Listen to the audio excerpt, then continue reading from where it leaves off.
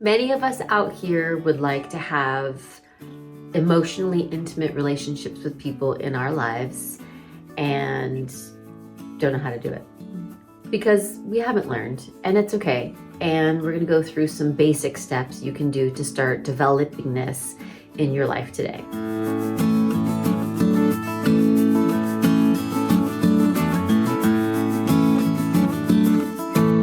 I'm Stacy Rocklein, and I'm on a mission to eradicate loneliness. And this one is really dear to my heart, this mission, because it's personal. It came out of a time in my life when I realized that I was really alone inside. I mean, I was surrounded by people, but I was really alone because I didn't have emotional intimacy.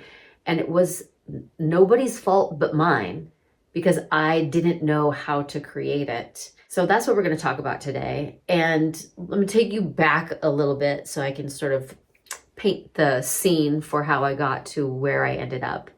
I grew up in a big family with lots of huge emotions, and nobody knew what to do with them. Like, none of us knew how to talk about them, express them, be with them. You know, if somebody was feeling grief, I would try to fill the space. If somebody was feeling rage, I would want to disappear. Like, it was a mess. So not everything was a mess, but our big emotions we made very messy. And so then I, went off into my adult life, and I met my husband, and I was a very emotional person. And there's nothing wrong with that. I'm still a really emotional person. But again, I didn't have any tools. And so, we got through those years, bless his heart. And then I decided to have kids. And I just knew what I didn't want. I didn't necessarily know what I wanted, but I knew what I didn't want. I didn't want this emotional roller coaster. I didn't want to have that kind of energy in the house all the time. I wanted it to be calm. And so I began to treat emotions, mine and my children's, as problems to solve. Someone had an emotion. I was like, oh, we've got a problem. Let's solve it. To me, they were just little flags. They weren't experiences that the person was having. They were just these flags saying, hey, problem. And I was running there and like, solve. My kids didn't have the experience of a parent who would be able to just be with them during a really big emotion and let them have it, which is a hard message to send to a kid. That's a little kid's looking to the parent to be the parent, and here I am acting afraid of big emotions. So none of this is even on my radar, and I decide that I want to be a coach. So I am going to go get a coaching certification because people come to me with their problems, and I feel like I am a pretty good problem solver, and so I'm like, this is a good alignment. And they teach us that, when someone comes with a problem and they're feeling really emotional in a session, you need to validate them and help them feel seen, and then ask good questions. And at some point they'll be done with the emotional part, and then they'll move into solutions, and you help them pull the solutions out from inside them. And I was always like, how fast can we get through the feelings part? Like, let me validate quickly. And like, let's move. Always kind of pushing my clients into solutions rather than really taking all the time they needed to just see them. And it was during this process of becoming a coach that I started to realize how lonely I really felt, and that it had a tie to this emotional maturity, emotional fluency, literacy. And so then I decided that I was going to teach myself how to be better at this. And so I have a little process. I'm going to share it with you. The first thing I taught myself to do is how to name my emotions. This is a feel wheel, and you can grab one at the link. This has more general emotions, and as you go out to these outer circles, they become more subtle and more subtle, because angry is, I can't see without my glasses. Angry is a big thing for a lot of more subtle emotions. Like,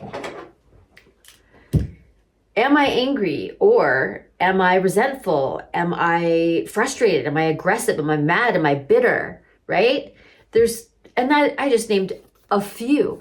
There are so many subtle different things underneath those bigger emotions. And when we name them really specifically, we know something deeper about ourselves, right? If I'm feeling insecure, that tells me a lot more information that I'm just feeling uneasy. So that was hugely helpful. And that's a great starting place, is to first figure out, what am I feeling? The next thing is to sit with the feelings. And one thing that I find really helpful, I think this came out of Jill Bolte Taylor's book, My Stroke of Insight, is that emotions last for about 90 seconds. They will keep going if we keep telling the story over and over and over. We'll keep generating them. But if you just sit and breathe with an emotion, it's going to pass. It's nothing to fear.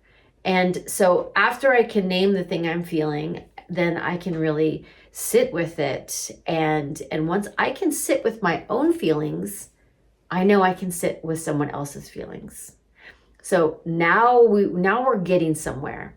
And then the third thing is to communicate my feelings with another person, to actually say, I know what I'm feeling it, and it's okay. And I want to share this with you, because this is how you create this emotional intimacy with somebody, is that you make yourself vulnerable enough to feel in front of someone and share what you're feeling. And it takes both people. So it's really tricky I'm 51, for people, my age and older. We're coming out of a pattern of people who hadn't developed these skills. And there's nothing wrong with that. Many of us are doing it now. We're turning this ship around so that we can have more emotional intimacy. So if you haven't done it yet, or you're still in the process, don't worry about it. Me too. But we can get better at it. And I bring that up because it's very difficult if you're in a relationship with someone else who also does not know how to do this, because that'll just leave you just as lonely as ever. So when you can do this process and bring it to a partner who you might have decided is emotionally unavailable, which I think is kind of unfair, because it's not that they are holding all of their things away from you, like, I have this deep emotional world and I'm just making it unavailable to you. A lot of times it's because they just don't know yet. They don't know what they're feeling. They haven't become comfortable in feeling their emotions, and they haven't been sharing them. So you can practice first, and then you can bring this to the people in your life. You can bring this to your kids, and it's okay if you got a late start. It's okay if you, like me, didn't have this all worked out before the first baby was born. That's just the way it happened. All I can do to make that better is to keep working on it now. And I cannot tell you how many people I spend in coaching sessions with who want emotional intimacy with the people in their lives. They want to know somebody on that level, and they want to share themselves with somebody on that level. But we need tools. We need skills. So this is where we're going to start. Quick review and a reminder. Grab one of these if you don't have one already. Keep it around. Mine is always within easy access, because I have an intense curiosity about what I'm feeling and I want to get down to it. So print it out, put it, or get it on your phone, whatever, so that you can just ask yourself, when you feel a thing, an uneasiness, a sadness, anger, what is it?